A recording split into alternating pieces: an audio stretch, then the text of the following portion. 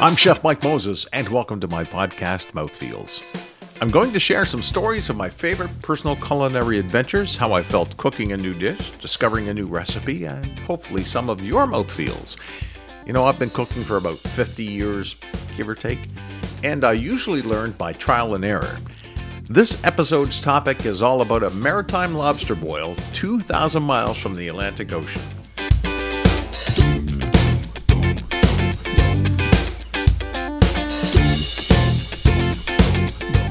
Welcome. I'm glad you could join me. Let's dig into this. It started back in 2017. I was watching Masterchef, and there was a contestant whose journey I started to follow and interact with on Twitter, Cowboy Chef Mike Newton. It was called a Twitter watching party, and as the program aired, comments on decisions, techniques, even their clothing were shared in a group. There was one episode on halibut, a very expensive flatfish, where one contestant tried to get crispy skin. Now, halibut's a bottom-feeding ocean flatfish. In the Arctic, they grow up to 8 feet long and about 500 pounds. Here in Nova Scotia, the halibut just off the coast are in the 20 to 50-pound range. Now, being a bottom feeder and flat, the top of the skin of the halibut is more like armor. It's to protect the fish from predators who would attack from the top. I have prepared halibut many times, and the flesh is flaky, soft, sweet, and delicate. The skin, not so much. So when one contestant tried to pan-fry the halibut to get a crispy skin, I just had to tweet that this was impossible. Can you make shoe leather crispy? Well, I suppose if your pan was about 900 degrees. I think the skin would catch fire, though, before getting crispy skin. Unlike trout or salmon, crispy skin on a halibut is not recommended. It must have sparked something in Cowboy Chef Newton's thumbs as we started to tweet back and forth. You could say it was the beginning of a great virtual friendship. We tweeted about each show when they aired, and it followed his MasterChef journey.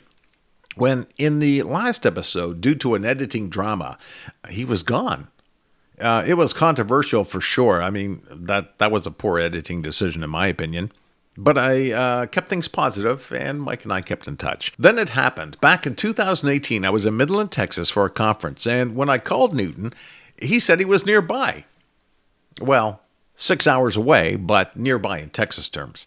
He said, come on, visit. Well, it was 10 p.m. I really couldn't travel 500 miles just to say hi, so I had to decline. But Newton extended an invitation. Anytime I'm in the Fort Worth, Dallas area, come on by. Well, it just so happened that later in that year, in 2018, I was in Texas a few more times, and I made my way to Dallas-Fort Worth and called Chef Newton. It was set this maritimer was going to meet Cowboy Chef Mike Newton.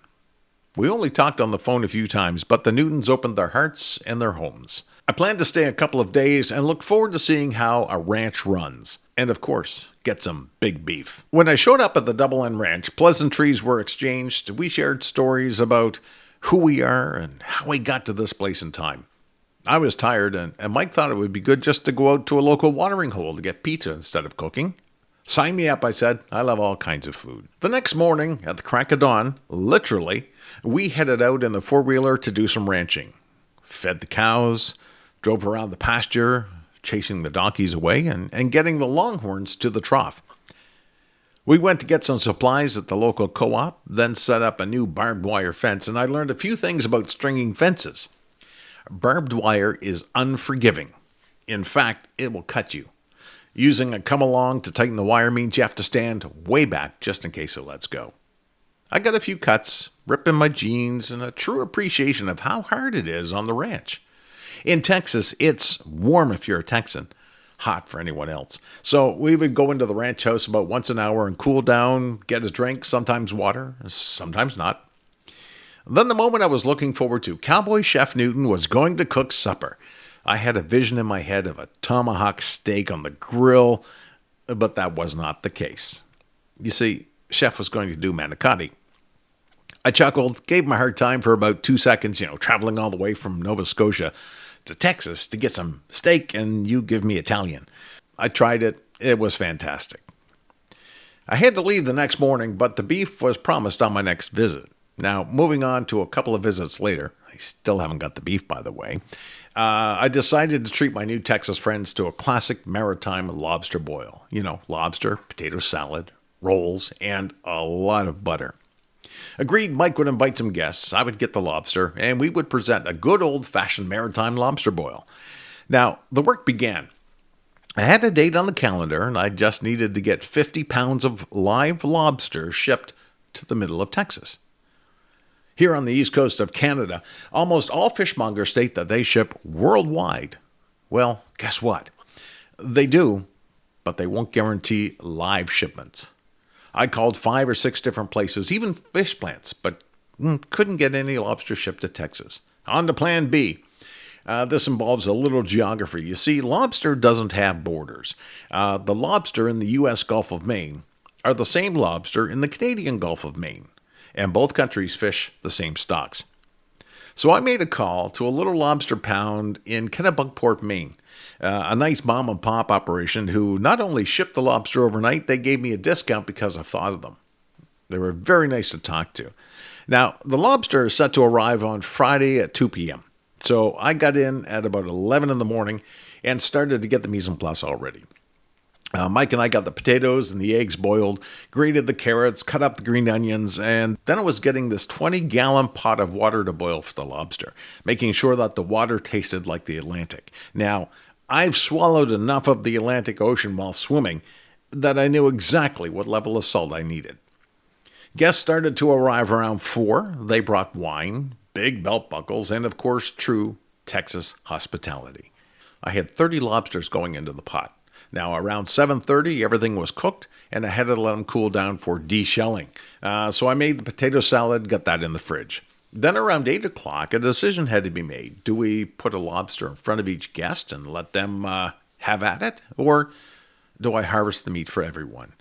Well, harvesting one out after a couple of people asked, how do you get the lobster meat out of the shells? I've done it many, many times. You end up with scrapes on your fingers, and lemon is not recommended, but it does taste great on lobster.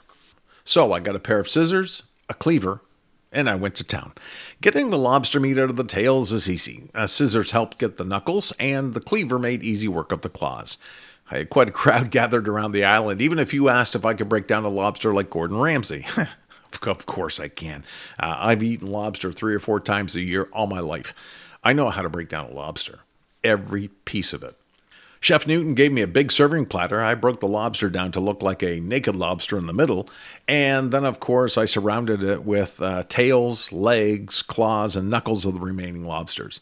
It was a thing of beauty. 30 pounds of fresh, warm lobster meat.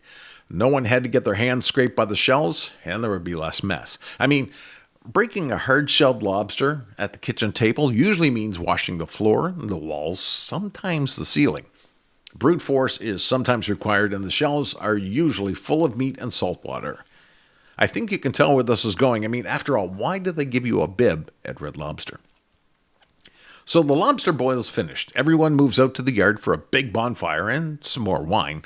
The Double End Ranch is my favorite place to visit right now, and the Newtons are what I consider some of the best people and friends in the world. Once this COVID crisis gets under control, I hope they can come to Nova Scotia for some fantastic Nova Scotia seafood right out of the ocean. I also plan on going back and finally getting that tomahawk steak.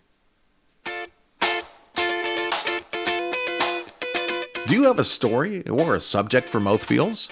Drop me a note or a comment in the link in this description. Mouthfeels is produced and recorded in Halifax, Nova Scotia.